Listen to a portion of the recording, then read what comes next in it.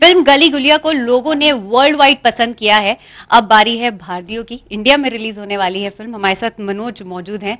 मनोज, बाहर के जो भी रिव्यूज मिले वो बहुत ही पॉजिटिव थे, लोगों ने बेहद पसंद किया। यहाँ पे रिलीज होने वाली है, how excited are you? I am quite excited because एक इंडिपेंडेंट फिल्म बाहर जाती है और 23 इंटरनेशनल फिल्म फेस्टिवल में सेलेक्ट होती है, वहाँ से अवार्ड लेती है, वहाँ से बहुत सारा प्यार मिलता है, बहुत सारी आपको सराहना मिलती है।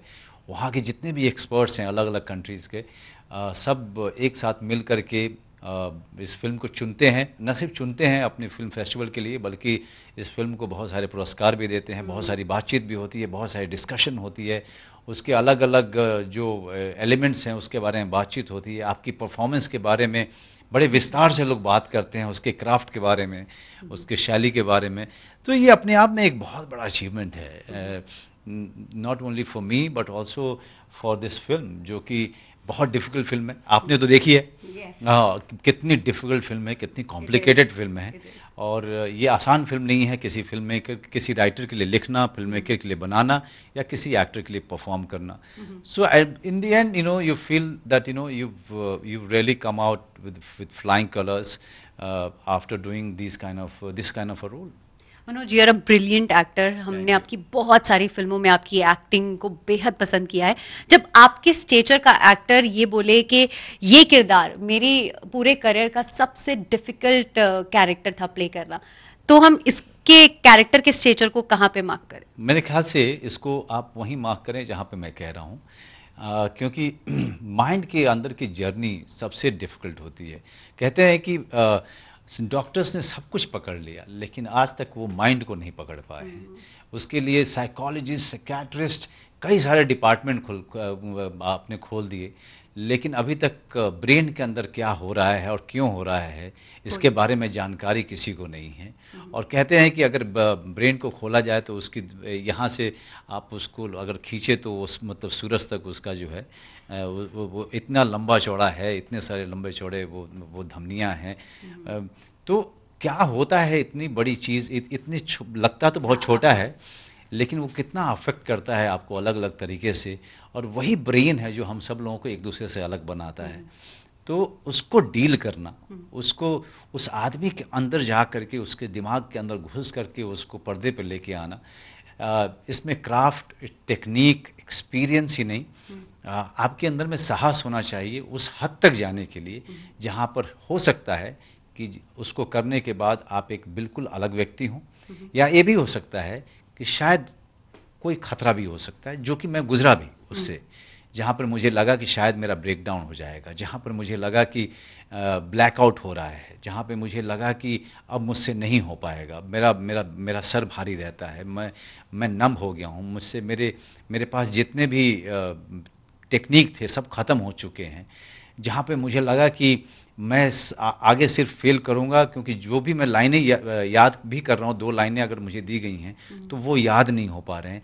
तो इस तरह के पूरे डिफ़िकल्ट सिचुएशन में आप जाते हैं, उसको एक्सपीरियंस करते हैं, ब्लैकआउट्स को झेलते हैं, अपने ऊपर शक होता है कि शायद I am losing touch with the reality, all of that you need courage and guts to go in with this character's mind, with all your experience, technique and craft. ये कुछ चीज़ें जो आपने बताई, यही सब चीज़ें मैंने इस कैरेक्टर को भी इस फिल्म में गुजरते हुए देखा था, और आई थिंक यही रीज़न है शायद कि आपने कुछ 20-25 दिन की शूट के बाद अपने डायरेक्टर से फिल्म की शूट को बंद करने के लिए कहा। जी, मैंने उनसे रिक्वेस्ट किया था कि बंद मत, मतलब मैंने कहा था कि जितनी जल्दी हो सके कर लेते हैं, नहीं तो ब्रेक देते हैं, क्योंकि मुझसे हो नहीं पा रहा, and I think I am on the verge of breaking down.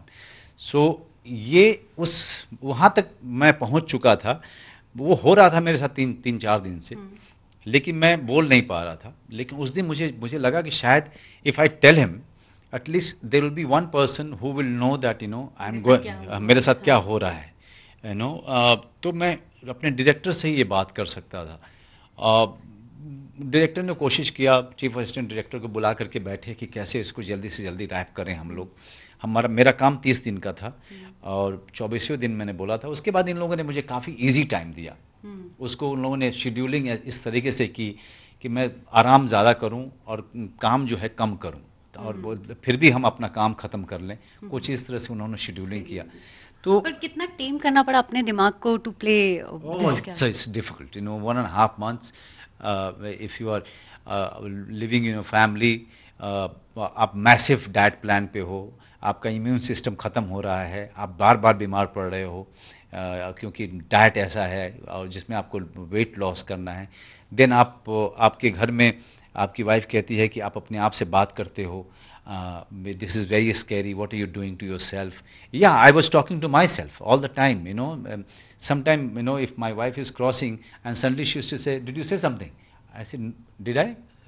तो इस तरीके से आप कैरेक्टर के अंदर जाते हो, इतना अपने आप को सफ़र कराते हो और टॉर्चर देते हो, तब जाकर के ये इस स्टेट में पहुंचते हो जहाँ पे बहुत सारे शॉट्स तो अभी मुझे स्टिल्स दिखाते हैं तो मैं पहचान नहीं पाता हूँ. Is that me? मैं इतने सारे सवाल मेरे जहन में आ रहे हैं और मुझे लगता है जैसे जैसे खत्म होता है ना, मैं भी ब्लैकआउट हो जाती हूँ. डूड, यूजुअली हम लोग कहते हैं कि फिल्मों में काम करना कितना अच्छा होता है, आपके सामने कैमरा, आपको आके लोग डायलॉग्स देते हैं, आपको बोलना होता है, that's it. But this is a real struggle when you actually have to play a character like this and you actually go through all these things in real. Right. इस ग्लैमर तो वही है कि ग्लैमर इसमें attach है कि ये light लगी हुई है, आपकी पोस्टर लगे हुए हैं और मैं अच्छे अच्छे कपड़े पहन के आपसे बात कर रहा हूँ. But when you are getting into the lens of पुरानी Delhi, where there is nothing so glamorous about it. It's a dirty, dark. Exactly. Yeah. The buildings and the Yeah. cluster. Yeah. So it's a dark dungeon.